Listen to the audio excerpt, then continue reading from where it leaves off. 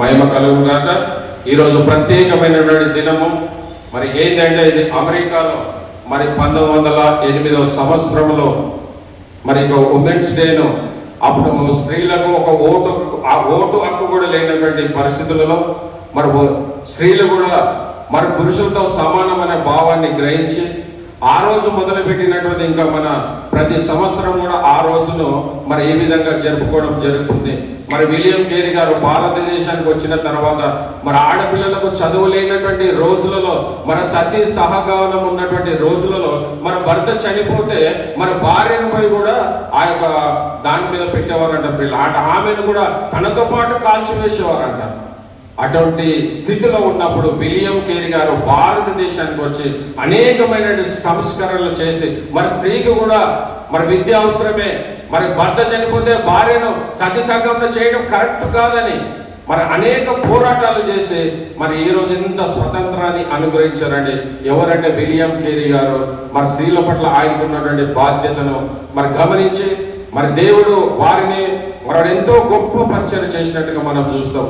మరి ఈ రోజు ప్రత్యేకంగా మరి స్త్రీల నిమిత్తమే మరి ఉమెన్స్ అంటే మరి ఉమెన్స్ గురించి చెప్పడం కాదు కానీ ఉమెన్స్ ఉన్నటువంటి ప్రతి దశలో మరి ఏ దశలో స్త్రీ ఎలా ఉండాలి మరి ఒకటేసారి మరి పెద్దగా అయిన తర్వాత కాదు కానీ తను చిన్నప్పటి నుంచి అంటే వివిధమైన దశలు మరి ఈరోజు స్త్రీలది కాబట్టి వారి గురించి మాట్లాడాలని మరి ఆశపడుతున్నాం. కాబట్టి ఒక విద్యార్థి దశ అనుకోవచ్చు, యవ్వన కాలం దశ అనుకోవచ్చు, తర్వాత ఒక కుమార్తెగా, ఒక భార్యగా, మరొక కోడలిగా, మరి అదే ఒక కోడలిగా, అత్తగా ఏ విధంగా నీ యొక్క మరి నువ్వు ఏ విధంగా యాక్టివేట్ చేస్తున్నావు, నీ యొక్క యాటిట్యూడ్ ఆ విషయంలో నువ్వు ఏ విధంగా ఉన్నావు అన్న విషయాన్ని మరి అదే కాకుండా మరి బైబిల్ గ్రంథంలో అనేక మంది వారి క్యారెక్టర్స్ మనం చూసినప్పుడు మరి దానికి నువ్వు ఎక్కడ సరిపోతావు అన్న విషయాన్ని మరి ఈరోజు నువ్వు ఏ స్థితిలో ఉన్నప్పటికీ ఒకవేళ నువ్వు బాల్య దశలో ఉన్నావేమో మరి బాల్య దశలో నీ జీవితాన్ని ఎలా కట్టుకోవాలి మరి ఆ బైబిల్ గ్రంథంలో బాల్యంలో ఉన్నటువంటి స్త్రీలు ఏ విధంగా పరిచయం చేశారు, మరొక భార్య ఉన్నటువంటి స్థితిలో మరి ఏ విధంగా వాళ్ళు మరి పరిచయం చేశారు, ఒక సంఘస్థురాలుగా మరి సంఘస్థున్నటువంటి నీవు మరి బైబిల్ గ్రంథంలో సంఘస్థులు చేసినటువంటి పనులు ఏంటి అని ఒక్కొక్క దశ గురించి మనం మాట్లాడి మరి దానికి కావాల్సినటువంటి ఎగ్జాంపుల్తో మనం మాట్లాడుకుందాం పిల్లలు. మరి మొట్టమొదటిగా మనం గమనించినట్లయితే మరి స్త్రీలను ఒక ప్రాధాన్యమైన మొట్టమొదటి దశ ఏంటంటే ఒక విద్యార్థి దశను కనుక మనం గమనించినట్లయితే మరి విద్యార్థి దశలో ఉన్నప్పుడు నువ్వు ఏ విధంగా ఉండాలి మరి పరిశుద్ధ గ్రంథంలో ఉన్నటువంటి ఆ యొక్క విద్యార్థులు మా యొక్క యవ్వన కాలంలో ఉన్నటువంటి బిడ్డలు ఏ విధంగా దేవుని పరిచర్యను కొనసాగించారు అనే విషయాన్ని మరి అదేవిధంగా ఉమెన్ అని మనం అనుకున్నప్పుడు దాంట్లో మెన్ కూడా యాడ్ అయి ఉన్నాడు అనే విషయాన్ని మన దేవుడు ఎంత అద్భుతం అండి. ఉమెన్ అని అన్నప్పుడు మరి WO+ME అంటే మెన్ అంటే ఆ ఉమెన్లోనే మరి పురుషుడు కూడా ఉన్నట్టుగా మనం చూస్తున్నాం. ఉమెన్ అనగానే స్త్రీ ప్లస్ పురుషుడు ఉన్నట్టుగా మనం చూస్తున్నాం. మరి దేవుడు అంత అద్భుతకరంగా మరి సృష్టించాడు. మరి ఆ మొట్టమొదటిగా ఆదామును చేసినప్పుడు మరి తన సాటి అయిన సహకారి కావాలని మరి దేవునికి ఆలోచన కలిగినప్పుడు తన యొక్క పక్క ఎముకను తీసి మరి తనకు సహకారిగా మరి నువ్వు నారి అని అనబడునని మరి ఏ విధంగా అయితే మరి ఆ రోజు దేవుడు ఇచ్చాడు. మరి దేవుడు ఎందుకు ఆ యొక్క మరి ప్రకటెముకని ఎందుకు తీసుకున్నాడు అంటే ఆ ప్రకటెముక మరి వైద్యశాస్త్రం ఉన్నటువంటిది ఏంటంటే ఆ పక్కటెముకను తీసినప్పటికీ తిరిగి అది రీజనరేషన్ అవుతుందంట. అంటే లోటు ఏ ఎముక తీసినప్పటికీ ఏ ఎముక పెరగదంట. కానీ ఈ రిప్స్ ఏవైతున్నాయో మరి వైద్యశాస్త్రం ప్రకారంగా మనం గమనించినట్లయితే అది పెరుగుతుంటుందంట పిల్లరా. కాబట్టి దేవుడు అందుకేనేమో ఆ పక్కటెముకను తీశాడు. మరి అదే కాకుండా ఒకవేళ కాలు భాగంలోంచి కనుక తీసింటే ఆ కాలుకున్నట్టు ఎముకలోంచి కూడా స్త్రీలు కనుక చేస్తే మరి పురుషుడు గర్వపడేవాడేమో ఏంటి అంటే నువ్వు నా కాళ్ళ నుంచి తీయబడ్డావు కాబట్టి నా కాళ్ళ యుద్ధనే నేను ఉండాలి అని అనుకుంటారేమో. మరి దేవుని ప్రణాళిక ఎంత గొప్పదండి. ఆ విధంగా చేయలేదు దేవుడు.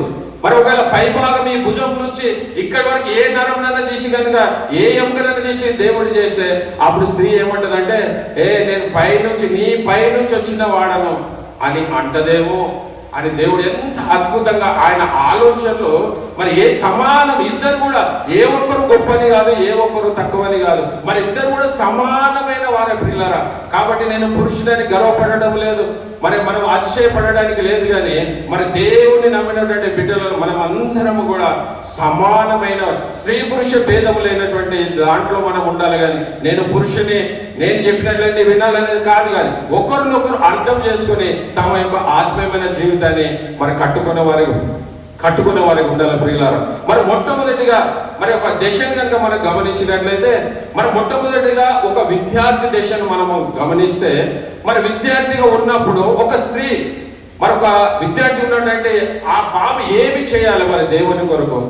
మరి పరిశుద్ధ గ్రంథంలో అనేక మంది చిన్న బిడ్డలు అద్భుతమైన పరీక్షలను మనం కొనసాగించినట్టుగా మనం చూస్తున్నాం. మరి ఈరోజు మరి సంఘంలో ఉన్నటువంటి మన బిడ్డలకు మనం అవన్నీ నేర్పగలుగుతున్నామా? మరి స్త్రీ అంటే ఉమెన్స్ డే అనగానే మరి డైరెక్ట్ ఉమెన్స్ గురించే కాదు, కానీ ఆ స్త్రీలో వివిధ దశల నుంచి నువ్వు ఏ విధంగా ఆత్మీయంగా నువ్వు కట్టబడాలి, ఏ విధంగా నీ పిల్లలను ఏ విధంగా పెంచాలి, ఆ దశలో నువ్వు వచ్చినటువంటి ప్రతి దశను కూడా నువ్వు సంపూర్ణమైన న్యాయమును చేసేవారుగా మనం ఉంటున్నాము. మనం మొట్టమొదటిగా మనం గమనించినట్లయితే మన లూకా సువార్త 1:42 గమనిస్తే అక్కడ ఒక అద్భుతమైన మాటను మనం గమనిస్తాం పిల్లరా. మరి స్త్రీలలో మరి ఆ నువ్వు ఎంత ధన్యురాలు అన్నట్టుగా చెప్తా. ఎలిజబెతు మరి మరియమ్మ ఒక సంభాషణ, ఎప్పుడైతే మరియమ్మ పరిశుద్ధాత్మ ద్వారా గర్భం పొందిన తర్వాత మరి ఎలిజబెతు దగ్గరికి ఎప్పుడైతే వెళ్తుందో, మరి ఎలిజబెతును చూసినప్పుడు ఎలిజబెతు పరిశుద్ధాత్మ చేత ప్రేరేపింపబడిన, మరి అక్కడ ఒక చదవ 42 ఒకసారి చదవ. స్త్రీలలో నీవు ఆశీర్వదింపబడిన దానవు, నీ గర్భఫలమును ఆశీర్వదింపబడిన గర్భఫలము. ఇక్కడ అద్భుతమైన మాట. మరి ఎలిజబెతు మరియమ్మ ఎప్పుడైతే గర్భాన్ని పొందుకున్న తర్వాత పరిశుద్ధాత్మ చేత దూత చేత మరి ఎలిజబెత్ దగ్గరికి వెళ్ళమన్నప్పుడు ఆమె చెప్పినటువంటి అద్భుతమైన మాట ప్రియులారా. మరి స్త్రీలలో మరి చెప్పినట్టు ఎంత శ్రేష్టమైనటువంటి మాట. మరి ఈరోజు నీవు అలాంటి సంఘంలో ఉన్నటువంటి నువ్వు మరి ఏ స్థితిలో నువ్వు ఉంటున్నావు? ఒకరి దారి నువ్వు అలాంటి మాటను మరి పొందుకునే స్థితిలో మనం ఉంటున్నామా? మరి మొట్టమొదటిగా మరి స్త్రీలలో నువ్వు ఆశీర్వదింపబడిన దానవు, మరి సంఘంలో నువ్వు ఆశీర్వదింపబడిన దానవని మరి మనము ఏ విధంగా నీ స్థితిని బట్టి, నీ ఆత్మీయమైన స్థితిని బట్టి మరి నీ గురించి ఎవరైనా సంఘంలో నువ్వు స్త్రీలను ఆశీర్వదింపబడిన దానవనే మాటను మనం పొందుకోగలుగుతున్నామా? అది పొందుకోవాలంటే నువ్వు దేవుని యందు భయభక్తులు కలిగి మరి జీవిస్తే ఆ పరిశుద్ధాత్మను పొందుకొని పరిశుద్ధాత్మ నడిపింపుడు కనుక నువ్వు పొందుకున్నట్లయితే ఆ మాటను మనం సంఘంలో మనం పొందుకోగలుగుతున్నామా ప్రియులారా? మరి ఎంతో అద్భుతమైన మాట కదా. మరొకళ్ళు మనం ఈ విద్యార్థి లేకపోతే యవ్వన కాలంలో మరి స్త్రీలైనటువంటి వారు తన పిల్లలను మరి ఏ విధంగా పెంచాలి? మరి అనేక మంది మనకు బైబిల్ గ్రంథం దాదాపు చాలా మంది ఉన్నప్పటికీ వారిలో కొందరి గురించి మనం ఆలోచించినప్పుడు కొన్ని పేర్లు చెప్పండి. ఎవరన్నా చిన్నవి విద్యార్థి దశలో ఉన్నట్టు అప్పుడు మరి వాళ్ళు ఎలాంటి పరిచయం కొనసాగించారు, ఎలాగ మరి వాళ్ళు మరి దేవుని కొరకు జీవించారన్న విషయాన్ని కొన్ని పేర్లు ఎవరైనా చెప్పండి. ఒక్కరి పేరు లేరు. రోదేను చిన్నదే కానీ సంఘంలో అనేకమైనటువంటి మరి హింసలు జరుగుతున్నప్పుడు పేతురు గారిని చెరసాలలో వేసినప్పుడు మరి పేతురు పరిశుద్ధాత్మ దేవదూత చేత ఆ చెరసాల నుంచి విడిపించిన తర్వాత మరి సంఘమంతా రాత్రంతా కూడా వాళ్ళు ప్రార్థిస్తున్నారట. ప్రార్థిస్తున్నప్పుడు ఎప్పుడైతే చెరసాల నుంచి బయటకు వచ్చినటువంటి పేతురు, అయ్యో ఇది ఏమి జరిగింది, మరి ఎలాంటి గేట్లు తెరవబడలేదు, ఎలాంటి మరి గోడలు పగలబట్టలేదు, కానీ మరి పరిశుద్ధాత్మ చేత దేవదూత ఆయనను బయటికి తీసుకొచ్చినట్టుగా మనం చూస్తాం. ఎప్పుడైతే బయటికి తీసుకొచ్చిన తర్వాత ఎప్పుడైతే మరి వాళ్ళు ఎక్కడైతే ఆ మేడ గదిలో వాళ్ళు ప్రార్థిస్తున్నప్పుడు మరి పేతురు కొరకు ప్రత్యేకంగా సంఘం అంతా ప్రార్థిస్తున్నప్పుడు మరి పేతురు విడిపించినబడేవాడు. ఎప్పుడైతే ఆ యొక్క మేడ గది దగ్గరకు వచ్చినప్పుడు ఎప్పుడైతే ఆయన యొక్క తలుపులు తట్టాడో అందరూ ప్రార్థనలు బిజీగా ఉన్నప్పటికీ మరి రోదే మాత్రము ఆ యొక్క పేతురు స్వరాన్ని గుర్తుపట్టగలిగింది. ప్రియులారా, పేతురు వచ్చాడని స్పష్టంగా చెప్పినప్పటికీ వాళ్ళందరూ నమ్మలేనటువంటి స్థితిలో ఉన్నారు. మరి మన పిల్లలు ఈరోజు దేవుని స్వరాన్ని గుర్తుపట్టేటువంటి స్థితిలో ఉన్నారా? లేకపోతే సంఘ కాపరి యొక్క స్వరాన్ని వాళ్ళు గుర్తుపట్టే స్థితిలో ఉంటున్నారా?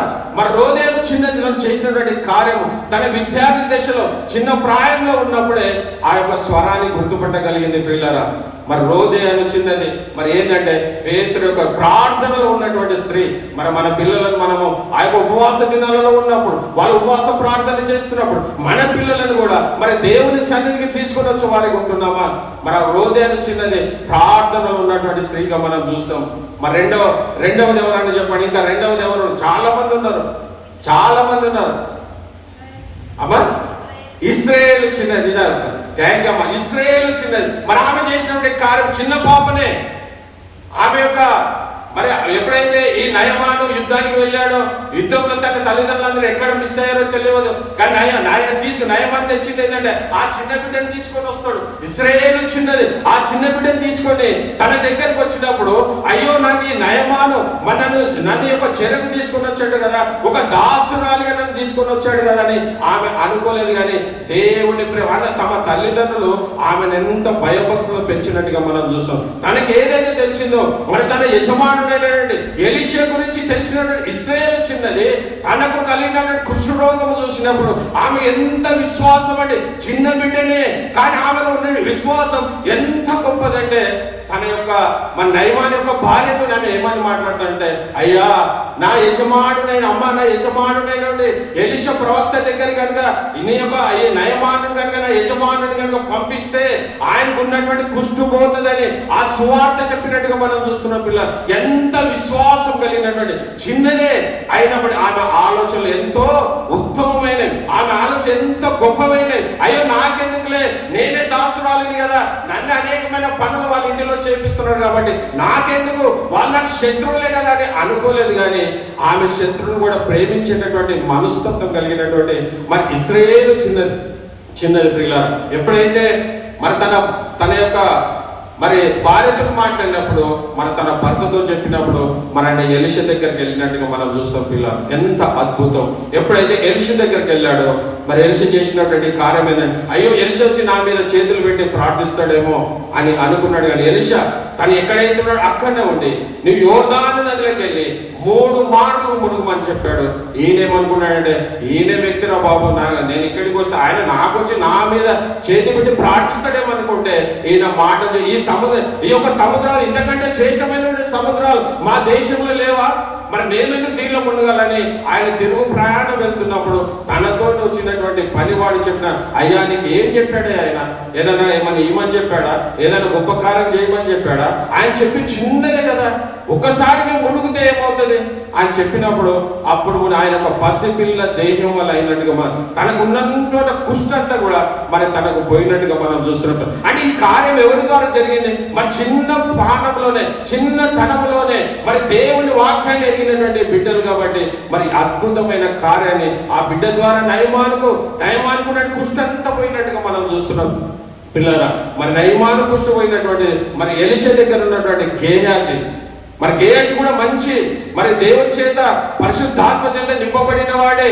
కానీ ఆ ధనం ఎప్పుడైతే చూశాడో ఆయన ఎప్పుడైతే ఎలీషా తిరిగి వచ్చి అయ్యా నేను సమస్తం తీసుకొని వచ్చానయ్యా అని ఎలీషాకి చెప్పినప్పుడు ఎలీషా నీది ఏ వస్తువు కూడా మాకు అవసరం లేదయ్యా, నువ్వు తిరిగి ఏ విధంగా వచ్చావో నువ్వు ఆ విధంగా వెళ్ళిపోమని చెప్పినప్పుడు గేయాజీ దగ్గర ఉన్నటువంటి మరి మొట్టమొదట ఏలియా దగ్గర ఉన్నటువంటి ఎలీషా మరి ఏలియాకు ఉన్నటువంటి 7 అద్భుతాలు చేసినప్పటికీ మరి ఎలీషా ఆయనకున్నటువంటి 2 అంతల ఆత్మ నాకు ఏమన్నప్పుడు ఆయన 14 అద్భుత కార్యాలు ఏలియా చేసింది 7 అద్భుతాలు అయితే మరి ఎలీషా చేసింది 14 అద్భుతాలు. ప్రియులారా మరి ఆ విధంగా చేసినప్పటికీ మరి ఆ గేయాజీ అన్ని చూసినప్పటికీ ఆ ధన మీద ఆసక్తి కలిగి మరి ధనాపేక్ష సమస్త మూలం కీడు అనేది ఆ గ్రహించని గేయాజీ ఆ ధనాన్ని తీసుకొని మరి ఏదైతే నయమాను కలిగినటువంటి కుష్టు గేయాజీకి వచ్చినట్టుగా మనం చూస్తున్నాం.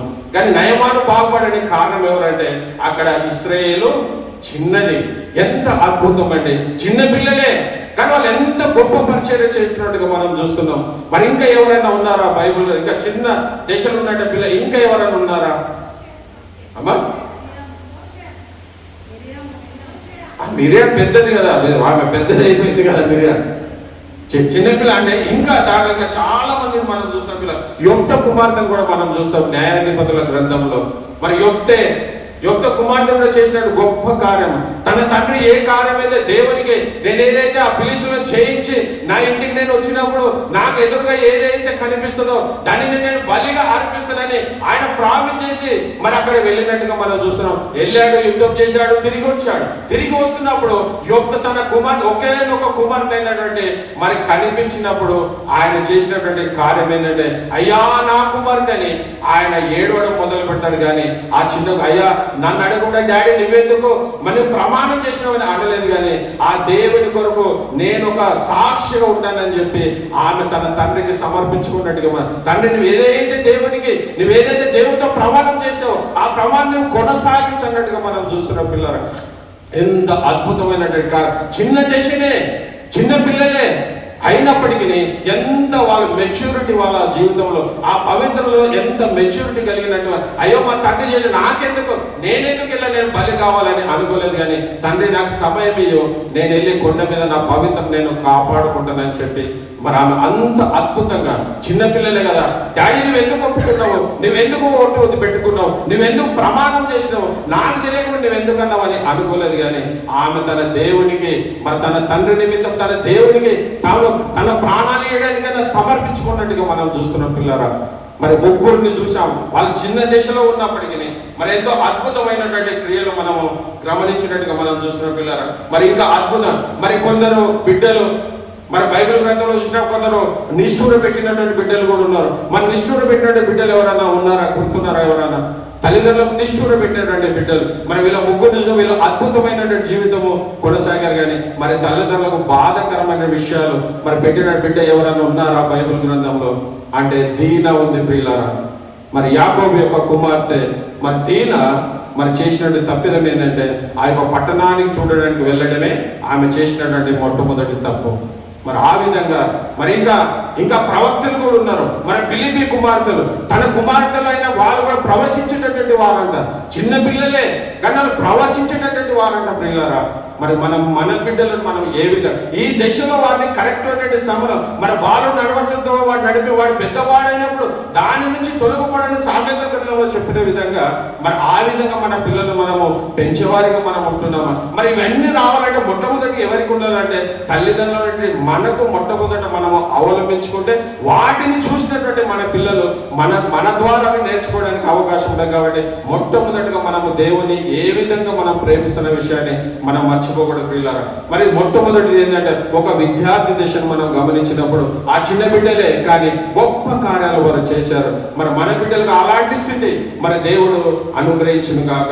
మరి రెండవది మరి ఒక యవన దశ అయినా విద్యార్థి దశ అయిపోయిన తర్వాత మరి ఒక కుమార్తె దశగా ఉన్నప్పుడు మరి కుమార్తెలు కూడా మనము అనేకమైన విషయాలు మనం చూస్తున్నప్పుడు మరి వాళ్ళు 144 కీర్తన 12వ వచనంలో మనం చూస్తే అక్కడ ఒక అద్భుతమైన మాటను మనం గమనిస్తాం. పిల్లరా 144 సంకీర్తన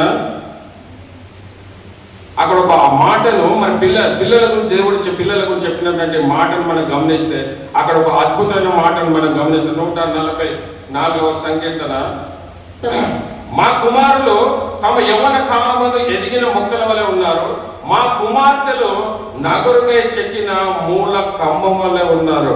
మరి ఎంత శ్రేష్టమైనటువంటి మాట పిల్లరా. మరి కుమార్తెల గురించి ఇక్కడ అద్భుతమైన మాట, మీ కుమారులు తమ యవ్వన కాలమందు ఎదిగిన మొక్కల వలె ఉన్నారు అన్నాడు. కానీ మరి అదే కుమార్తెల గురించి చెప్పినప్పుడు మరి కుమార్తెలు మాకు నగరునికై చెక్కిన మూల కంబం వల్లే ఉన్నారు అన్నట్టుగా మరి స్త్రీల గురించి ఆ బిడ్డల గురించి ఎంత అద్భుతమైన మాట మరి పరిశుద్ధ గ్రంథంలో మనం చూస్తున్న పిల్లలు ఎంత అద్భుతమైన మాట అది. మరి ఆ విధంగా మన పిల్లలు మూల కంబం మన సంఘానికి వాళ్ళు ఏ విధంగా అక్కడ ఆ మూల కంబంలో మన కుమార్తెలు నగరంగా చెక్కిన మూల కంబాలు కాదు, మన సంఘానికి చెక్కిన మూల కంబం వలె మన బిడ్డలు తయారవుతారు కాక. మరి ఆ విధంగా మన పిల్లలు మనం చెక్కే స్థితిలో మనం ఉంటున్నాము. ఈ 144వ కీర్తనలో నగరు కుమార్తెలు నగరుకై చెక్కిన మూల కంబం వలె ఉన్నారని మన గ్రంథకర్త చెప్పినప్పటికీ మన పిల్లలు మన సంఘానికి మన కుమార్తెలు మన సంఘానికి చెక్కినటువంటి మన మూల స్తంభం వలె ఉంటున్నారా?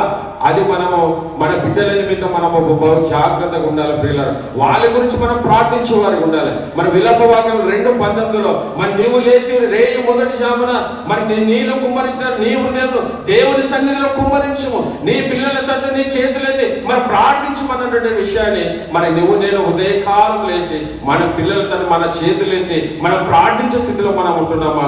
మరి నీళ్ళు కుమ్మరించినట్లు నీ హృదయం దేవుని సన్నిధిలో కుమ్మరించమని మరి లేఖనంలో సెలవిచ్చినప్పుడు మన బిడ్డలు ఏ విధంగా ఉన్నారు ప్రియులారా? మరి ఒక కుమార్తెగా మరి చాలా మటుకు మరి కుమార్తె చాలా మంది ఏమంటారంటే మరి మైనస్ అని అంటారు, కానీ అది కరెక్ట్ అయింది కాదు. మరి కుమారుడు ప్లస్ అన్నట్టు ఈ రోజుల్లో కనుక గమనిస్తే మరి కుమార్తెలే మరి తల్లిదండ్రులు ఎంతో చక్కగా చూసుకుంటారు, పిల్లలు ఎంతో చక్కగా చూసుకుంటారు. అదే కుమారుడే అని అంటాం, కానీ కుమారుని కంటే కూడా మరి కుమారుడు చూడని నా ఉద్దేశం కాదు, కానీ కుమారుల కంటే కూడా మరి కుమార్తెలు ఎంతో శ్రద్ధ కలిగి తన తల్లిదండ్రులకి ఏది అవసరమో మన తండ్రికి ఏ అక్కర ఉందో వాళ్ళ సమస్తాన్ని ఎరిగిన తన భర్తను ఒప్పించేనా మరి తన యొక్క తల్లిదండ్రులకు వాళ్ళు సేవ చేయడానికి ఉంటారు పిల్లలు. కాబట్టి కుమారులు ఏంటంటే వాళ్ళు ఇష్టం అంటే చేయొచ్చు, చేయకపోవచ్చు, కానీ కుమార్తెలు మాత్రం ఎప్పుడు కూడా తల్లిదండ్రుల తన ప్రేమను వదులుకునేటటువంటి వారు పిల్లలు.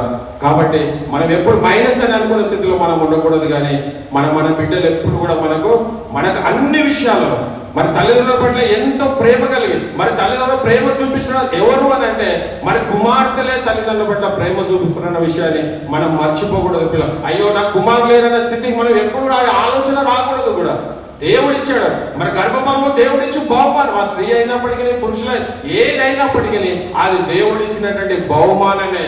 కాబట్టి మనం ఎప్పుడు కూడా దాని గురించి చింతించేవారిగా మనం ఉండకూడదు పిల్లరా. మరి కుమార్తె గురించి చెప్పినటువంటి మాటను మరి అద్భుతమైన మాట మనం చూసాం. మరి మూడోది కనుక గమనిస్తే ఒక భార్యగా మన మొదటి దశ ఒక విద్యార్థి ఒక యవనురాలుగా మన వాళ్ళ బిడ్డలు ఎలాగ తన పరిచయం కొనసాగించారు. మరి రెండో ఒక కుమార్తెగా మన పిల్లలు ఆ సంఘం ఆ యొక్క నగరం చెక్కిన మూలకమ్మలు ఉన్నారన్న మన బిడ్డలు మన సంఘానికి మూలకమ్మలు ఉన్నారా? మరి రెండు విషయాలు మనం చూసాం. మరి మూడో విషయము ఒక స్త్రీ నెక్స్ట్ అయితే ఏదైనా ఒక భార్య దశకు వచ్చినప్పుడు ఆ భార్య దశలు ఉన్నప్పుడు మరి నువ్వు ఏ విధంగా జీవించాలి? మరి భార్య దశలు ఉన్నప్పుడు మరి ఈ భార్యకు ఎగ్జాంపుల్ గా మనం ఎవరిని పెట్టుకోవచ్చు అంటే మరి దీనికి అద్భుతమైన మాట మరి రిబ్కాను పెట్టుకోవచ్చు అండి. మరి సంఘంలో ఏదైనప్పటికీ మనం భౌతికంగా ఆలోచించినప్పుడు మరి కుటుంబంలో కొత్త వివాహం జరిగినప్పుడు ఉన్న కొన్ని రోజులే మరి తల్లిదండ్రులతో ఉండి తర్వాత వేరే కాపురం పెట్టాలని చాలా మంది అలాంటి ఆలోచన కలిగి ఉంటారు, కానీ అది సరైనటువంటి ఆలోచన కాదు ప్రియుల. మరి భార్య అంటే మరి భర్తకు ప్రతి విషయంలో దేవుడు సహకారిగా చేశాడు. కాబట్టి నీ భర్తని ఒక సహకారిగా నీవు ఉంటున్నావా, లేకపోతే నీ భర్తని బాధ పెట్టే స్థితిలో నీవు ఉంటున్నావా?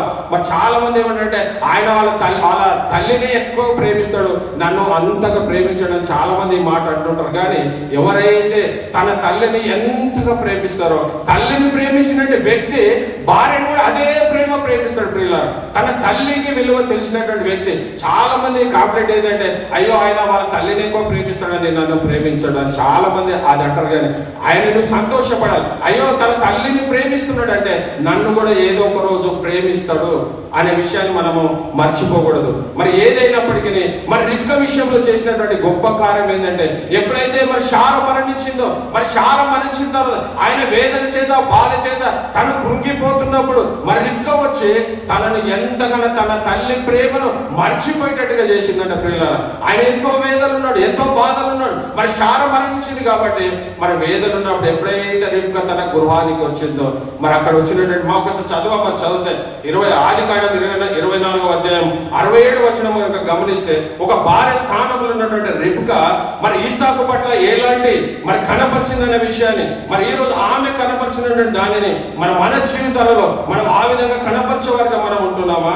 మరి ఈసాకు తల్లి అయిన శారా గుడారంలోనికి ఆమెను తీసుకుని పోయాను, అతడు రిబ్కాను పరిగ్రహింపగా ఆమె అతనికి భార్య అయ్యను, అతడు ఆమెను ప్రేమించను. మరి అప్పుడు ఈసాకు తన తల్లి విషయమై దుఃఖ నివారణ పొందెను. హల్లెలూయా.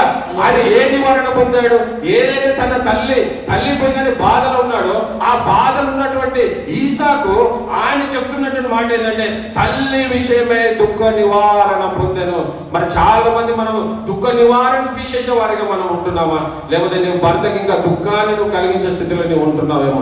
మరి ఇప్పుడు నువ్వు ఏ స్థితిలో ఉన్నప్పటికీ మరి దేవుడు వాక్యం ద్వారా మాట్లాడినప్పుడు మరి ఏదైతే మరి రిబ్కా చేసినటువంటి కార్యం నీ భర్తకు ఒక సహకారిగా నువ్వు ఉంటున్నావా, ఆమె ఏ బాధలో మరి ఇస్సాకు ఉన్నప్పటికీ తన తల్లి పైన బాధలో ఉన్నప్పటికీ ఎప్పుడైతే ఆమె వచ్చిన తాను చూపించిన ప్రేమను బట్టి తన తల్లి యొక్క దుఃఖ నివారణ మరి పొందినట్టుగా మనం చూస్తున్నాం పిల్లరా. కాబట్టి ఆ విధంగా మనము ఉండగలిగే స్థితిలో మనం ఉంటున్నామా? అదే మరి సామెతల గ్రంథంలో చెప్పినటువంటి మాట మరి 18వ అధ్యాయం మరి భార్య దొరికిన వానికి మరి మేలు, మరి ఆ విషయం ఒకసారి 18వ అధ్యాయము 22వ వచనం మనం గమనిస్తే మరి భార్య దొరికిన వానికి మేలు దొరికినట్ట ప్రియులారా.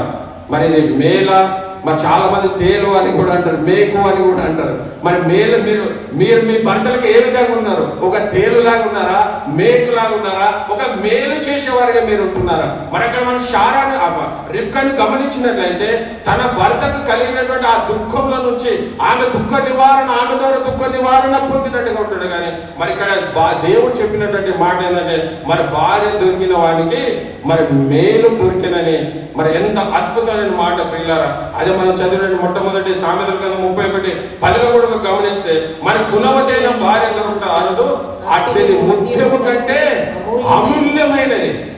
ఎంత శ్రేష్టమైన మాటలు ప్రియులారా. మరి గుణవతి అయిన భార్య దొరుకుట అరుదు, అట్టిది ముత్యము కంటే అమూల్యమైనది. మరి అన్ని నువ్వు ఏ లోహాలు చూసినప్పటికీ, ఏ వస్తువులు చూసినప్పటికీ మరి ముత్యం కంటే విలువైనది ఏది లేనప్పటికీ మరి దేవుడు ఇక్కడ ఒక భార్యను ఏ విధంగా పోలుస్తున్నట్టే ముత్యం ద్వారా పోలుస్తున్నట్టుగా మనం చూస్తున్న పిల్లారా. మరి మనం ఏ విధంగా మీ జీవితం ఉంది, ఒక భార్య స్థానంలో ఉన్నటువంటి మీరు మరి ఏ జీవితం మీరు కలిగి జీవిస్తున్నారు పిల్లారా. మరి మూడో విషయం ఏంటంటే ఒక భార్యగా నువ్వు ఎలా ఉండాలంటే నీ భర్త ఏ బాధలు ఉన్నప్పటికీ ఆయన బయట నుంచి వచ్చాడు అనుకో, బయట అనేకమైన టెన్షన్ ఉంటాయి. కాబట్టి ఇంటికి రాగానే నువ్వు సేద తీర్చేదానిగా నువ్వు ఉంటున్నావా? రాగానే అనేకమైన ప్రశ్నలు వేసేదాన్ని, ప్రశ్నలు వేయకపోతే కూర్చోబెట్టి నీళ్ళు ఇచ్చి అప్పుడు కూర్చొని మాట్లాడు. ఆయన ఇంట్లోకి వస్తాడో రాడు, అయ్యా ఏమైంది నువ్వు పోయిన పని అది కాదండి. వచ్చిన తర్వాత కూర్చున్న తర్వాత నీళ్ళు ఇవ్వండి. ఫస్ట్ నీళ్ళు ఇచ్చిన తర్వాత అప్పుడు నెమ్మదిగా మాట్లాడండి. అది కాదు ఆయన అడుగు పెడతాడో లేడో, అయ్యా ఏమైందా నువ్వు పోయిన పని అయిపోయిందా లేదా, అది కాదండి. నీ భర్త వచ్చిన తర్వాత ఫస్ట్ నీళ్ళు సమాధానం పెట్టు. ఆయన సమాధానం పరిచిన తర్వాత కూర్చున్న తర్వాత నీళ్లు దాగిన తర్వాత అవన్నీ నీ ప్రశ్నలు వేస్తే ఆయన సమాధానం చెప్తాడు. కానీ నువ్వు ఇంట్లోకి వచ్చినవో లేదో నీవు ప్రశ్నలే చేస్తే మరి ఆయన ఏంటి సమాధానం చెప్తాడు? ఏం లేదంటాడు అంతే. ఏమో ఇంట్లోకి వచ్చిన లేదా నువ్వేం ప్రశ్నలు వేస్తున్నావు నాకు అంటాడు. కాబట్టి ఆ విధంగా మనం ఉండకూడదు. కానీ మరి వచ్చిన తర్వాత నెమ్మదిగా మనం అలాంటి అలవాటు మన క్రైస్తవం కాబట్టి దేవుడు నమ్ముకున్నటువంటి బిడ్డలం కాబట్టి మన వాక్యానుసారమైనటువంటి జీవితము మనం ఎప్పుడు కూడా భర్తకు మనము ఏ విధంగా అంటే వాళ్ళకు సంతోషపరిచే వారికి ఉండాలి. మరి నాలుగోది చూస్తే మరి భార్య అయిన తర్వాత నెక్స్ట్ ఏంటంటే కోడలుగా. మరి కోడలు అంటే బైబిల్ గ్రంథంలో మనం ఎవరిని బెస్ట్ ఎగ్జాంపుల్గా తీసుకోవచ్చు? అందరికంటే రూతుని తీసుకోవచ్చు. ఎంత అద్భుతమైనటువంటి జీవితము.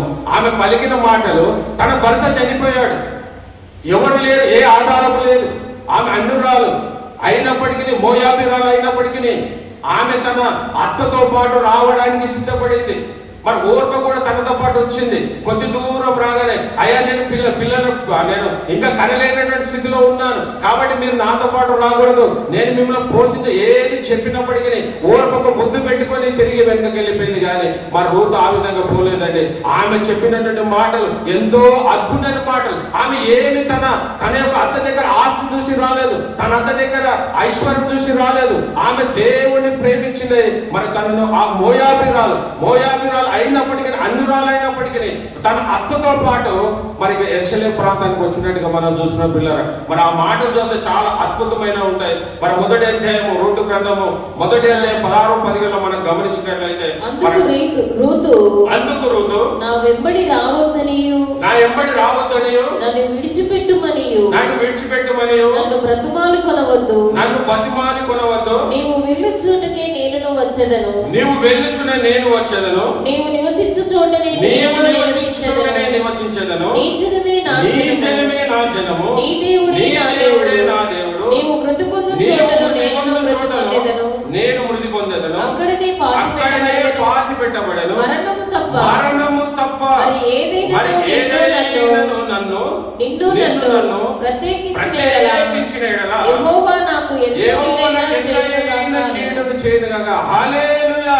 మరి ఎంత అద్భుతమైన మాట పిల్ల. అన్యురాలే, దేవుని నమ్మనటువంటి స్త్రీనే, కానీ ఆమె చెబుతున్న మాటలు ఎంత అద్భుతమైన మాటలు అంటే, ఆమె మరణము తప్ప నిన్ను నన్ను వేరు చేయకూడదన్నది ఒక కోడలిగా. మరి కోడలు అంటే భర్త చనిపోయడం ఇంకా ఆమెతో పాటు నాకెందుకు అనుకోలేదు, కానీ అదే కాకుండా శ్రేష్టమైనటువంటి మాటలు దేవుడు తెలియనప్పటికీ మరి ఆమె ఎంతో అద్భుతమైన మాటలు మన సంఘంలో ఉండే అనేకమైన వాక్యాలు విన్నప్పటికీ ఇటువంటి స్థితిలో మనం ఉండం. కానీ ఆమె వాక్యమే తెలియదు, ఆమె అన్యురాలు అయినప్పటికీ ఆమె చెప్తున్న మాటలు ఎంతో అద్భుతం. మరణము తప్ప మరి ఏదైనాను నిన్ను నన్ను ప్రత్యేకించిన మరి నువ్వు ఎక్కడైతే నువ్వు మృతి పొందుతావో నేను కూడా అక్కడనే మృతి పొందా. నీ జనమే నా జనము. మరి అలాంటి స్థితిలో మనం ఉంటున్నామా? మరి కోడలుగా ఆమె ఎంత తన యొక్క మరి కోడల స్థానానికి ఎంత న్యాయం చేసినట్టుగా చూస్తుందండి. ఏది ఆశించి రాలేదమ్మ. అయ్యో ఆమె దగ్గర ఆస్తి ఉందని చెప్పి, ఆమె దగ్గర బిల్డింగులు ఉన్నాయని చెప్పి, ఐశ్వర్యం ఉందని చెప్పి, భూములు ఉన్నాయని చెప్పి ఏమి లేనప్పటికీ నువ్వెక్కడ ఉంటావో నేను అక్కడనే ఉంటానని చెప్పి మరి అద్భుతమైన మాటను మరి రూతు విషయంలో మనం చూసాం. పిల్లరా, ఈరోజు మరి మన స్థితి ఏ విధంగా ఉంది? మరి మనము ఆమె అత్తలను ప్రేమించే వారికి ఉంటున్నామా? మరి అత్తలను మనం తిరస్కరించే వారికి మనం ఉంటున్నామా? మరి రూతు ద్వారా నేను నేర్చుకోవాల్సింది ఏంటంటే, మన అత్తలను మనం గౌరవించే వారికి ఉండాలి. వారికి ఏదైనప్పటికీ, వాళ్ళొక ముసలితనంలో ఉన్నప్పటికీ మనం చీదరించుకునే వారికి ఉండకూడదు. కానీ ఏది ఏమైనప్పటికీ వారికి మనం పరిచయం చేసే వారికి ఉండాలి. మరి ఆమె ఏది ఆశించలేదు. మరి చాలా మంది మరి అత్తలు ఏది సంపాదించకపోతే అనేకమైన మాటలు అంటారు. అమ్మ నువ్వు ఏం సంపాదించడానికి మేము పరిచయం చేయాలి? నువ్వు ఏం చేసినావు చెప్పు, మాకేమైనా సంపాదించి పెట్టావా? మాకు ఇల్లు కట్టావా? ఏదైనా భూములు ఉన్నాయా? ఏమి లేదు. నీ ద్వారా మాకు ఎలాంటి లాభమే లేదు. మేమెందుకు చేయాలని చాలా మంది అలాంటి ఆలోచన కలిగి, భౌతికమైన ఆలోచన కలిగి ఉంటారు. కానీ ఒకవేళ నువ్వు దేవుని నిజంగా నువ్వు దేవుడిని నమ్మిన బిడ్డవైతే నీ నోటి నుంచి ఆ మాట రాకూడదండి. నీవు ఉన్న దాంట్లోనే నువ్వు ఏదైతే నువ్వు కలిగి ఉన్నావో, నీకు వాళ్ళు ఏది సంపాదించారో ఆమె లేకపోతే నీకు భర్త ఆమె ద్వారా నీకు వచ్చాడు కదా. అయ్యో నాకు భర్త నువ్వు అనుగ్రహించావని ఆ స్థితిలో నువ్వు ఎందుకు ఉండకూడదు? అయ్యో నువ్వు ఏం సంపాదించలేదు కాబట్టి మేమేమి నీకు సేవ చేయమనేటువంటి మాటలు మనము అనేక మాటలు వింటుంటాం. అనేక కుటుంబాలలో ఇలాంటి మాటలు వింటుంటాం. కానీ మనం అలాంటి మాటలు మాట్లాడకూడదు. పిల్లలు ఏ విధంగా అయితే రూతు మరి ఏ విధంగా మాట్లాడింది, నువ్వు ఎక్కడైతే మరి నీ జనమే నా జనం, నువ్వెక్కడ నీ పాతి పెడితే నన్ను కూడా అక్కడనే పాతి పెడతానని చెప్పి ఎలాంటి చక్కని తీర్మానం తీసుకుంది. పిల్లలు మరి ఆమె తీసుకున్న తీర్మానం బట్టి ఆమె బోయాజుకు ఒక భార్య అయింది. బోయాజ్ ఎంత ధనవంతుడండి. మరి ఆమె ఏం చూసి రాలేదు, కానీ ఇక్కడికి వచ్చిన తర్వాత ఎంత ధనవంతుడు. ఆ బెత్లెహేములో ఉన్న ప్రాంతాలన్నీ కూడా బోయాజు చేయాలి. మరొక అత్తగా మరి ఆమె చేసినటువంటి అయ్యో నాకు కోడలు కదని ఆమె తిరస్కరించలేదు. ఏ కోడలు ఏ ప్రేమనైతే అత్త పట్ల కనబరిచిందో అదే అత్త ఒక కూతురికి ఎలాంటి ఆలోచన కలిగి ఉండదో మరి నయోమి కూడా అలాంటి ఆలోచన కలిగి ఉంది. పిల్లరా ఆమె పట్ల గొప్ప కార్యాన్ని మనం చేసినట్టుగా మనం చూస్తున్నాం. మరి తర్వాత మరి భార్య మరి కోడలు అయిన తర్వాత మరి ఉద్యోగిగా మరి మన సంఘంలో అనేక మంది బిడ్డలు మరి స్త్రీలు అయినప్పటికీ ఉద్యోగాలలో ఉన్నటువంటి బిడ్డలు వాళ్ళు ఉదయకాలంలో లేచి మరి కుటుంబం కొరకు సమస్తం సిద్ధపరిచి మరి తిరిగి తమ పనులను చేసుకొని తిరిగి ఇంటికి వచ్చి, అంటే నువ్వు ఏ విధంగా ఉద్యోగం ఉంది అని ఇక్కడ ఉద్యోగం ఉన్నప్పుడు ఎస్తేరు పట్ల చేసినటువంటి గొప్ప కార్యం. ఒక వస్తే ఒక చిన్న మాటకే అక్కడ జరుగుతున్నటువంటి నా భార్యను చూపించాలని మరి రాజు అడిగినప్పుడు ఆమె నేను రాను అంటే ఆమె రానులతోని ఆమె ఎంజాయ్మెంట్ చేస్తుంది. రాజేమో రాజులతో ఎంజాయ్మెంట్ చేస్తున్నాడు, తాగడము తినడం వాళ్ళ ఇష్టానుసారంగా చేస్తున్నప్పుడు మరి వస్తీకి పోయి చెప్పినప్పుడు రాణి అనేది వస్తే అయ్యా మరి నా భార్య నేను పిలిపిస్తాను, నా భార్య చూడండి అన్నప్పుడు ఆమె ఎందుకో రాలేదు. కానీ దానిని బట్టి అక్కడ ఉన్న వారందరూ అయ్యా నీ మాటని వినలేనటువంటి రాజులందరూ ఎదుట నీ మాట వినటువంటి భార్య నీ మాట వినలేదు కాబట్టి ఆమెను తీసివేయి అని చెప్పి ఆమెను పక్క పెట్టినప్పుడు దేవుడు అద్భుత రీతిగా మరి అనాథ అయినటువంటి ఎస్తేరును మరి దేవుడు ఎంత అద్భుతంగా మరి వాడుకున్నట్టుగా మనం చూస్తున్న పిల్లలు. ఆనాడు మరి ఆయన మొర్దెకై ఎంతగానో ఆమె చేసినటువంటి పనికి రాణిగా అయిన తర్వాత తర్వాత మరి యూదులందరినీ చంపాలని ఆలోచన కలిగినప్పుడు ఆమె చేసినటువంటి గొప్ప ప్రార్థన వలన మరి యూదులందరికీ విజయాన్ని మనం చూసాం. అంటే ఒక ఉద్యోగం ఉన్నట్టే మరి దేవునికి ఒక ఉద్యోగాన్ని ఇచ్చాడంటే నీ ఉద్యోగం ఉన్నప్పుడు నీ కుటుంబానికే కాదు, కానీ నువ్వు కలిగిన దాంట్లో నుంచి మరి సంఘానికి నువ్వేమైనా చేయగలుగుతున్నావా, మరి సంఘ పరిచర్య పట్ల నువ్వు ఆసక్తి కలిగి ఉంటున్నావా? నీకు ఇచ్చినటువంటి ఉద్యోగం నీ కుటుంబం నిమిత్తమే కాదు, కానీ మరి అనేక మంది బీదవారు ఉన్నప్పటికీ, అనేక మంది సంఘంలో ఉన్నటువంటి అవసరం నిమిత్తము నీ యొక్క కష్టార్జితాన్ని మరి ఉద్యోగం ఎవరిచ్చాడు? దేవుడే ఇచ్చాడు కదా. మరి దేవుడు ఇచ్చినటువంటి ఉద్యోగాన్ని బట్టి నువ్వు సంఘ పరిచర్యలలో మరి అనేకమైన పరిచర్యలు నువ్వు పాల్గొన్న స్థితిలో నీ యొక్క ధనాన్ని నువ్వు వెచ్చించే వారిగా మనం ఉంటున్నామా? మరి దేవుడు ఇచ్చాడు కాబట్టి మరి ఆ విధంగా మరి ఈ యొక్క ఎస్తేరు గ్రంథము మరి 4వ అధ్యాయం అక్కడ చెప్పినటువంటి మాటను ఒకసారి మనం గమనిస్తాం పిల్లల. ఎస్తేరు గ్రంథం మరి 4వ అధ్యాయం 13-14 కనుక గమనిస్తే అక్కడ ఒక అద్భుతమైన మాటను మనం చూస్తాం. మరి ఒకసారి చదవమని ఎస్తేరు గ్రంథము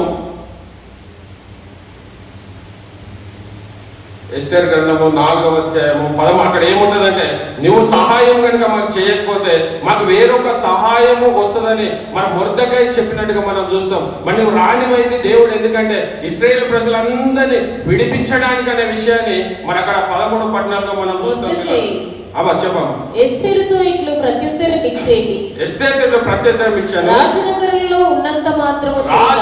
ఉన్నంత మాత్రము చేత కాగా యూదులందరికంటే నీవు తప్పించుకొందువని గాని నీ మనసులో తలంచుకోవద్దు. నీవు ఈ సమయమందు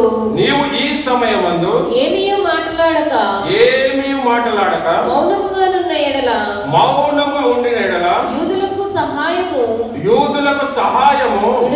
విడుదలయు వచ్చును గాని నీవును నీ తండ్రి వారును నశించుదురు. నీవు ఈ సమయమును బట్టి రాజ్యమునకు వచ్చితివేమో ఆలోచించుకోమని. ఇక్కడ అద్భుతమైన మాట మొర్దెకై మరి ఎస్తేరుతో చెప్పినటువంటి మాట. ఒకవేళ నువ్వు రానివైపోయి మరి యూదా ప్రజలను మర్చిపోయే స్థితిలో ఉన్నావేమో, ఒకవేళ దేవుడు వీళ్ళని రక్షించడానికే నీకు ఆ స్థితిని ఇచ్చాడేమో. ఒక రానివైనటువంటి భాగ్యాన్ని దేవుడు ఎందుకు ఇచ్చాడంటే ఈ స్థితిలో రాజ్యమునకు వచ్చితివేమో ఆలోచించుకోమని. ఎందుకు నీకు రానిగా దేవుడు ఇచ్చాడు? నీవు అనాథమే, అనామకురాలమైన, నీకు ఎవరు లేనప్పటికీ దేవుడు నీ పట్ల ఒక రాణిగా చేశాడంటే ఎందుకు చేశాడంటే ఇశ్రాయేలు ప్రజలందరినీ విడిపించడానికి అనే విషయాన్ని నువ్వు మర్చిపోకూడదు. ఒకవేళ నువ్వు మర్చిపోయి నువ్వు చేయకపోయినా మన మొర్దెకై ఉన్నటువంటి విశ్వాసం ఏంటంటే మాకు మరొక సమయం నుండి మాకు వస్తుందని చెప్పి మరి అద్భుతంగా మాట్లాడినట్టుగా మన అంటే ఎంత విశ్వాసం అంటే మొర్దెకై. ఒకవేళ నువ్వు రానివైనప్పటికీ, ఒకవేళ నువ్వు మాకు సహాయం చేయనప్పటికీ వేరొక సహాయం దేవుడు మాకు అనుగ్రహిస్తాడని ఎంత విశ్వాసం కలిగినటువంటిగా మన మొర్దెకైని చూస్తున్నాం. కానీ మరి ఎస్తేరు కూడా ఆ విధంగా కాదు ప్రియులారా. ఆమె కూడా ఉపవాసం ఉండి, తనే కాకుండా అందరూ సూషాను కోటలో ఉపవాసం ఉన్నప్పుడు మరి గొప్ప విజయాన్ని వాళ్ళు చూశారు.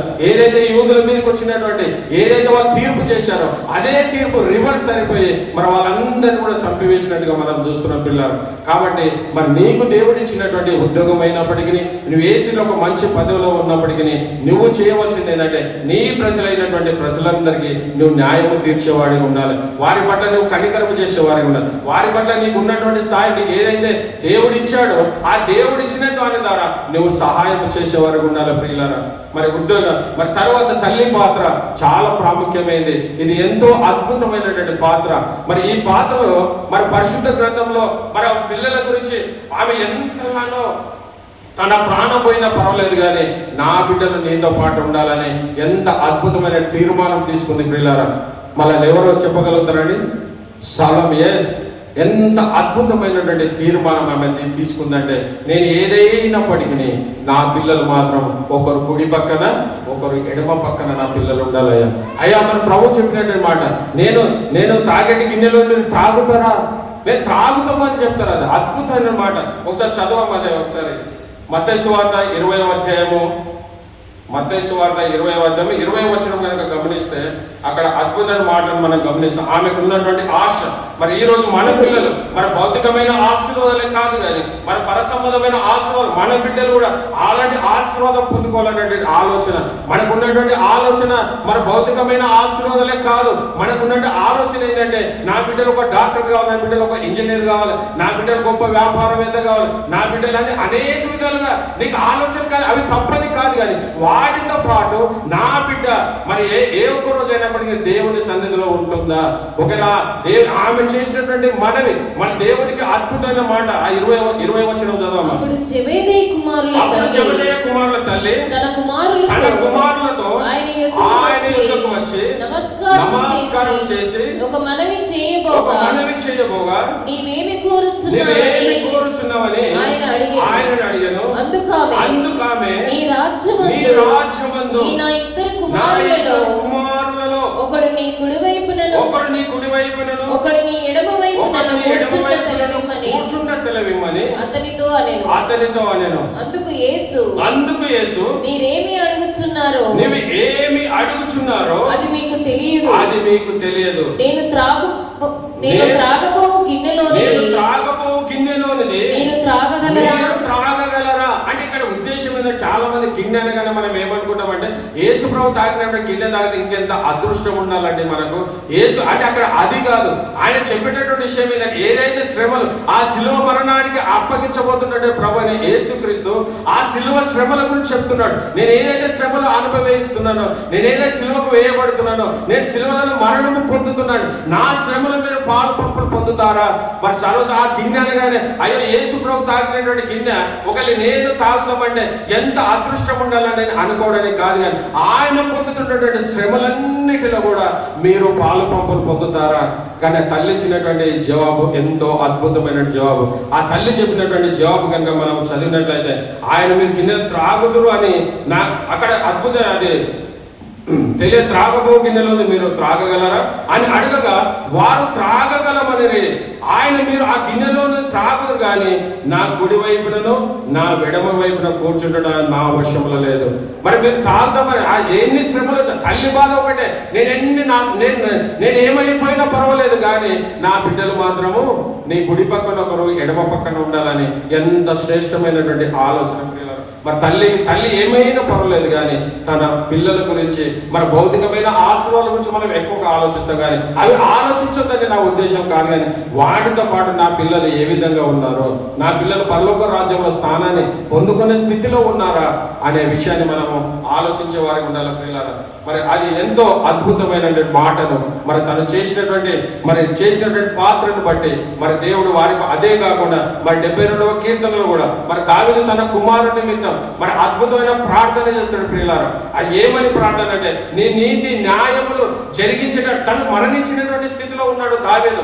మరి 72వ కీర్తన ఏదైతే మనం చదివామో ఆయన మరణించినటువంటి స్థితిలో ఉన్నటువంటి దావీదు తన కుమారుడు సొలొమోను గురించి అప్పటికే అభిషేకం చేశాడు, కానీ సింహాసనం ఎక్కలేనటువంటి స్థితిలో ఉన్నటువంటి దావీదు తన కుమారుని నిమిత్తం ఆయన చేసినటువంటి ప్రార్థన మరి అద్భుతమైన ప్రార్థన ప్రియులారా. ఇక సొలొమోను కీర్తనని హెడ్డింగ్ లో ఇచ్చినప్పటికీ మరి చివరి చరణం కనుక మనం గమనించినట్లయితే యెషయి కుమారుడు దావీదు ప్రార్థన ముగిసెను. ఇక్కడ దావీదు ప్రార్థన చేసినట్టుగా ఉంది, మరి ఇక్కడేమో సొలొమోను కీర్తన ఉంది. మరి ఇది ఎవరు రాశారు? ఇంతకు దావీదు రాశాడా లేకపోతే సొలొమోను రాశాడా అంటే ఎప్పుడైతే దావీదు మరణ పడకలో ఉన్నప్పుడు అనేకమైన ప్రార్థనలు చేసేవాడు ప్రియులారా. ఈ ఇద్దరిది కరెక్టే. మరి ప్రార్థన చేసింది మరి దావీదు అయినప్పటికీ మరి రాసింది మాత్రం సొలొమోను గారు. మరి ఎలా దీనికంటే మరి చివరి ఆయనకు అభిషేకం చేశాడు, కానీ సింహాసనం అయితే ఎక్కడ తన మరణించక ముందే నా కుమారుడైన సొలొమోనే ఈ రాజ సింహాసనానికి వారసుడని ఆయన ఎప్పుడైతే డిక్లేర్ చేసిన తర్వాత ఆయన చేసినటువంటి ప్రార్థన అద్భుతమైన ప్రార్థన ఏంటి అని అంటే నా కుమారునికి ఏది ఇవ్వనంటే ఆయన చెప్పిన దేవా రాజులకు నీ న్యాయ విధులు, రాజకుమారుని నీ నీతిని తెలియజేయము. మరి దేవుని నీతిని అడుగు. అయ్యా నా కుమారునికి నువ్వు జ్ఞానం, మరి సొలొమోను చేసిన ప్రార్థన మరి రాజు అయిన తర్వాత దేవా ఇశ్రాయేలు ప్రజలు పరిపాలించడానికి నా జ్ఞానం కొదువుందయ్యా, నువ్వు జ్ఞానం అనుగ్రహించని దేవునికి ప్రార్థన చేశాడు. కానీ మరి దావీదు అలాంటి ప్రార్థన చేయలేదు. అయ్యా నీ నీతిని అనుగ్రహించయ్యా, ఈ నీతిని అనుగ్రహించండి.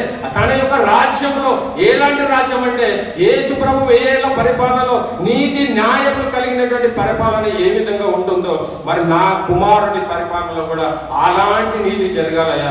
ఎలాంటి అన్యాయాలు దుర్మార్గాలు ఏమి చేయకూడదయ్యా. ఆయన ఒక పరిపాలన ఎట్లా ఉండాలంటే 1000 ఏళ్ల పరిపాలన ఏ విధంగా అయితే యేసు ప్రభు పరిపాలిస్తాడు. మరి ఇక్కడ సొలొమోను చెప్తుంటే ఈ కీర్తన మొత్తం కనుక మనం ధ్యానిస్తే అక్కడ ఏముంటుందంటే ఆ యొక్క యేసు గురించి యేసు ప్రభు చేసేటటువంటి ఆయన 1000 ఏళ్ల పరిపాలనలో ఆయన పరిపాలన ఏ విధంగా ఉంటుందో. మరి సింహము గొర్రె పిల్ల కూడా ఒక్క దగ్గర ఉంటారంట ప్రియులారా. ఆయన సింహము మరి గొర్రె పిల్ల ఒక్క దగ్గర అంటే మరి మామూలుగా ఇప్పుడు చూస్తే మరి సింహం గొర్రె పిల్లను మరి అది గొర్రె పిల్లను చంపేస్తుంది. కానీ మరి యేసు ప్రభు కాలంలో ఎట్లుంటదంటే 1000 ఏళ్ల పరిపాలన మరి సింహము గొర్రె రెండు కూడా కలిసి ఉంటాయంట ప్రియులారా.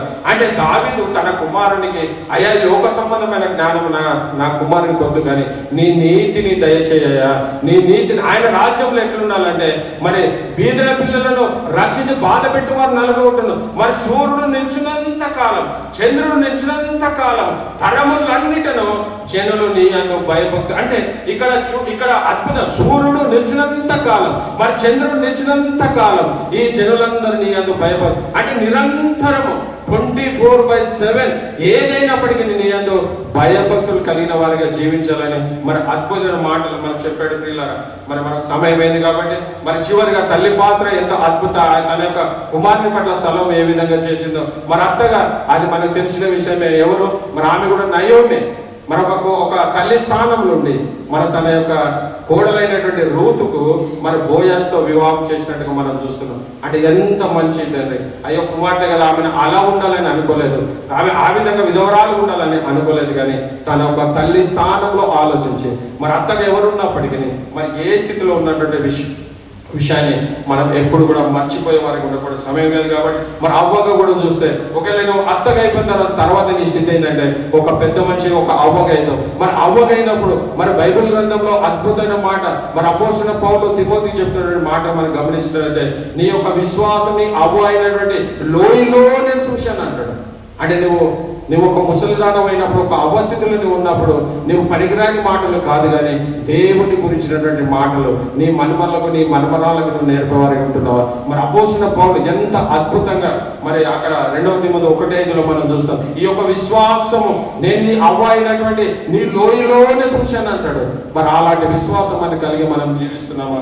మరి 4వది మరి చివరిగా మరి సంఘస్థురాలుగా మీరు సంఘంలో నువ్వు సంఘ బిడ్డగా నువ్వు ఉన్నావంటే నీ కుటుంబంలో ఏది జరిగినప్పటికీ మంచి జరిగినా చెడు జరిగినా నీ ఎంబడి సంఘం ఉంటుందో విషయాన్ని నువ్వు మర్చిపోకూడదు. నీ బంధువు రక్త సంబంధులు ఎక్కడో ఉంటారు, వాళ్ళ సమయానికి రాలేరు, వాళ్ళ తర్వాత వస్తారు. కానీ నువ్వు సంఘంలో ఒక సభ్యురాలుగా నువ్వు ఉన్నప్పుడు మరి సంఘం పట్ల నువ్వు ఆసక్తి కలిగినటువంటి దానిగా ఉన్నావు. మరి సంఘం నువ్వు అనేకమైనటువంటి పరిచర్యలు చేసేవారుగా నువ్వు ఉండాలి ప్రియులారా. మరి అదే విషయంగా గమనిస్తే మరి ఫీబే అనే స్త్రీ ఎంత అద్భుతమైనటువంటి పరిచర్య చేసింది ప్రియులారా. మరి సంఘంలో ఫీబే లాంటి విశ్వాసం కలిగి ఉన్నావు. తన ప్రాణాలను తెగించి ఆ రోమ పత్రిక సముద్ర మార్గం రోమ పట్టణాన్ని తీసుకొచ్చిందండి ఒక స్త్రీనేనండి. ఈరోజు మనం రోమ పత్రిక మనం చదువుతున్నామంటే దానికి తీసుకొచ్చింది ఎవరైనా మనం గమనిస్తే మరి ఫీబేనే మరి ఆ యొక్క రోమ పత్రికను తెచ్చినట్టుగా చూస్తుంది పిల్లరా. మరి అది ఆ రోమ పత్రిక 16వ అధ్యాయం చూస్తే మరి కెంక్రేలో ఉన్న సంఘ పరిచారకురాలే. ఆమె గొప్ప ఏదో దైవ సేవకులని కూడా కాదు,